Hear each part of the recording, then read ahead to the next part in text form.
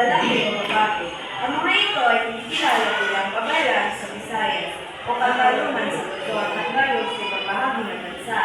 Ang mga kabaylan at Katalunan ay mga leader spiritual at shaman na may espesyal na kapangyarihan. Sila ay kinikilala bilang mga taong may kakayahan na makipag-usap sa mga espiritu at may mga tungkulin at relihiyon sa lipunan. Ano ang kabaylan? Ang kabaylan ay teksto ng LGBTQ. Ang kabaylan ay tumutukoy sa mga member ng LGBTQ community sa Pilipinas na may mga katangian ng pagiging espiritista, manggagamot o lider ng espiritual at may kaugnayan sa mga makatutubong relihiyon at tradisyon. Sa mga makatutubong komunidad sa Pilipinas, ang kabaylan ay may kasarian na hindi limitado sa lalaki o babae, kundi sa mga kasarian na tinatawag ng mga third gender at context or intersex. Ano nga ba ang kabaylan ng mga kabaylan? Ang mga kabaylan ay sila ang tagapamagitan ng mga tao at mga espiritu. Sila rin ang mangunguna sa mga seremonya o mga ritual na ginaganap ng mga tao sa iba't ibang bansa. Ang papel nila ay matulungan ang mga tao na makipag-usap, makipag-ugnayan sa mga espiritu upang matulungan ng mga espiritu ang kanilang mga hiling o mga bighiin sa buhay. Paano, saan, at kailan umusbong ang mga kabaylan? Umusbong ang mga kabaylan sa paniniwala ng mga sinaunang Pilipino sa iba't ibang relihiyon dahil noong hindi naman dumarating ang Kristyanismo sa ating bansa ay ang unang pinaniniwalaan ng mga sinaunang Pilipino ay ang mga espiritu o ang kalikasan. Umusbong ang mga kabaylan sa Luzon, sila sa Luzon na tinatawag na mga Katalunan. At sa Visayas naman, tinatawag na mga kabaylan. At sa Mindanao ay tinatawag, ngunit may kapasidad na tungkulin. Iba't iba ang kanilang mga layunin, ngunit pare-parehas lamang ang kanilang mga tungkulin at yun ay makipag-ugnayan sa mga espiritu para sa mga tao. Ang mga kabaylan ay umusbong libu-libong taon bago dumating ang mga Kastila. Umiral ang mga kabaylan noong panahon ng Neolitiko, humigit kumulang 3,000 at 5,000 na taon na ang nakaraan. Ang kabaylan ay umusbong noong 3,000 at 5,000 na taon at libo-libong taon na rin ang nakalipas. Kailan humina ang kabaylan? Ang mga kabaylan ay hindi tuluyang nawala ang kanilang history sa panahon. Maging sa kasalukuyan ay mayroon pa rin mga kabaylan, ngunit ang kanilang kapangyarihan ay patuloy na humihina dahil nga sa impluwensya ng mga Kastila. Dahil sa pinakilala ng mga Kastila ang relihiyong Kristyanismo, kaya humina ng tuluyan ang relihiyon ng kabaylan dahil sa ipinagbawal ng mga Kastila ang relihiyon nila at ipinagbawal rin ang mga padasal at mga ritual. Katalunan. Mga halimbawa ng Katalunan bilang leader ng mga ritual. Una, kabaylan. Isang huli na siya o paggamot sa mga sinaunang lipunang Pilipino. Pangalawa, magkukulang. Isang leader sa ritual na may kaugnayan sa mga espiritu. Pangatlo, Katalunan. Isang leader sa ritual na may kaugnayan sa mga. Sige na, patuloy lang. Damay.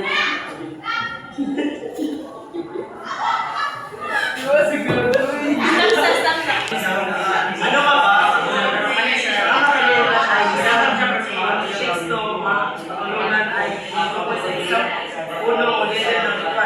Katulad ng isang kabaylan o shaman sa mga sinaunang Pilipino, sila ang tagapagpagitan sa pagitan ng mga tao at mga espiritu o Diyos. Ang mga halimbawa ng mga katalunan bilang leader sa Akwan. Kabaylan, isang huli na siya man magagamot sa mga sinasunang ng Pilipino. Pangalawa, kulang, isang leader ng lituan na may kaugnayan sa mga sinito. Pangatlo, patulunan, isang leader ng lituan na may kaugnayan sa mga sinasunang tradisyon ng mga Pilipino.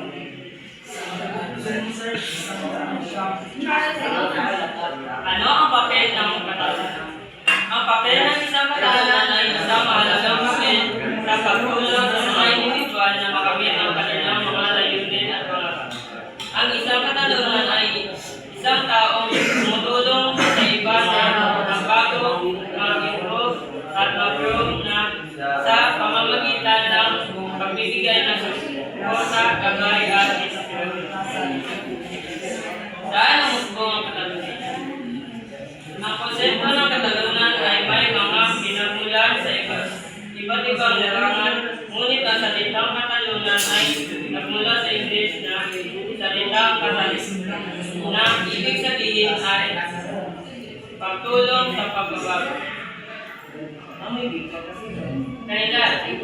Ang konsepto ng katalonan ay may mga pinagmulan sa iba't ibang panahon, ngunit ang salitang katalonan ay unang ginamit sa English noong 1990.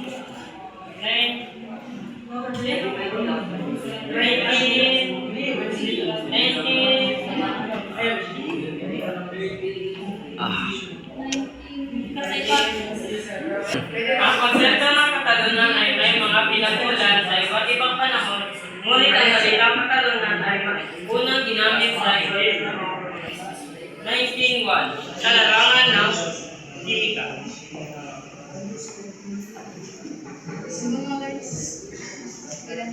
Kailan humina ang katalunan? Nangina ang katalunan noong pagdating ng Kastila noong 1565.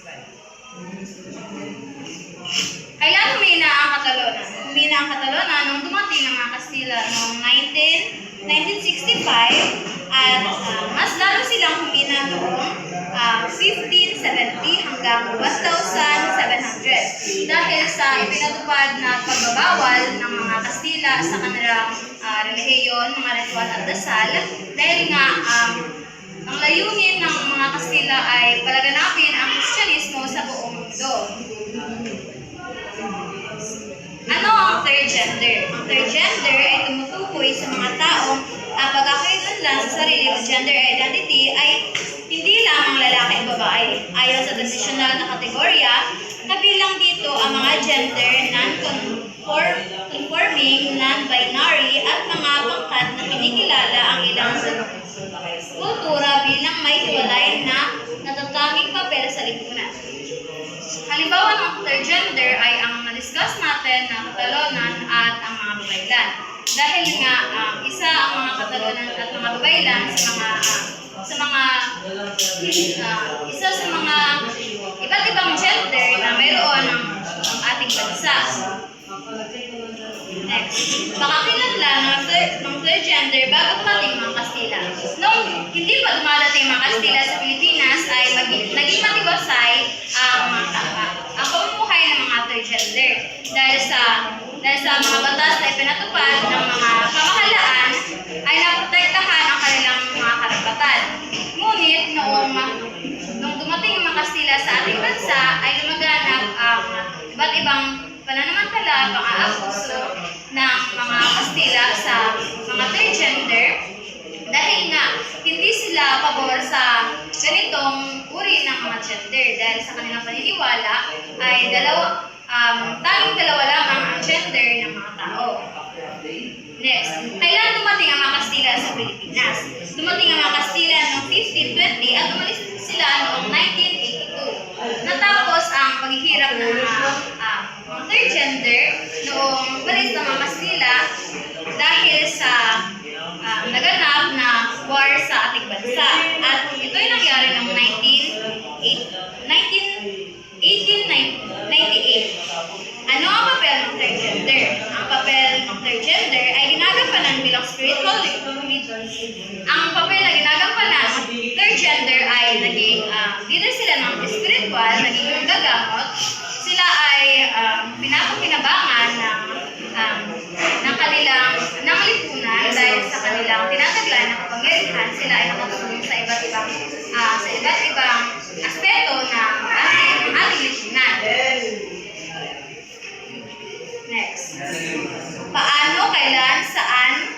Saan musbong ang third gender?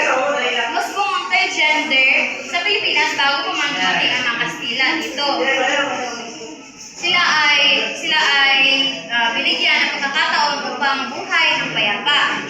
At humina ang third gender sa Pilipinas noong panahon ng kolonyalismo ng Kastila mula 1565 noong 1070s. At yun lamang po at maraming salamat.